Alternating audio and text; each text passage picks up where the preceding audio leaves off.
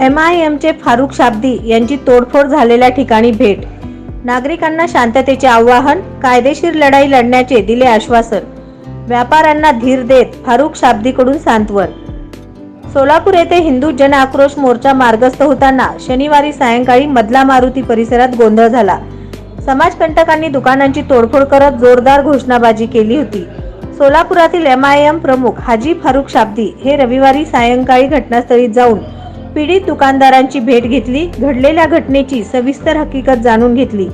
MIM प्रमुख हाजी फारुख शाब्दी यांचे आगमन होताच दुकानधारकांना घडलेल्या घटनेची हकीकत सांगितली. हिंदू जन आक्रोश मोर्चात जाताना काही समाजकंटकांनी हुल्लडबाजी करत 4 ते 5 दुकानात दगडफेक केली.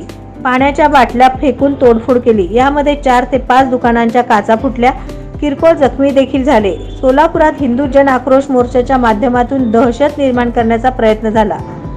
सोलापूर शहरात 2 जाती धर्मात तेढ निर्माण करण्याचा प्रयत्न सुरू असल्याची कैफियत पीडित दुकानधारकांना हाजी फारुख शाब्दी समोर व्यक्त केली. सोलापूर शहर आणि जिल्हा प्रमुख हाजी फारुख शाब्दी रविवारी सायंकाळी मधला मारुती ते मंगळवार बाजार परिसर घटनास्थळी दाखल होताच व्यापाऱ्यांची मोठी गर्दी झाली होती. हाजी फारुख शाब्दी यांनी दुकानधारकांना कायदेशीर लढाई लढू आणि संबंधित संशयित समाजकंटकांचा कायदेशीर मार्गाने बंदोबस्त करू असे आश्वासन दिले. मधला मारुती ते बसवेश्वर महाराज चौक मार्गावर मुस्लिम समुदायाचे मोठ्या संख्येने व्यापारी दुकाने आहेत. हिंदू संघटना नेहमी याच मार्गावरून मोर्चा काढताना मिरवणूक काढतात आणि गोंधळ करत जातात. यापूर्वी देखील याच मार्गावर अशा घटना घडल्या आहेत. भविष्यात या व्यापारी मार्गावरून फिरवणूक आणि मोर्चांना परवानगी देऊ नका अशी मागणी व्यापाऱ्यांनी केली आहे.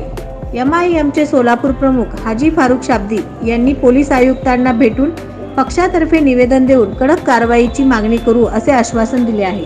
नवनवीन बातम्या पाहण्यासाठी SB न्यूज चॅनलला लाईक करा, शेअर करा, सबस्क्राईब करा.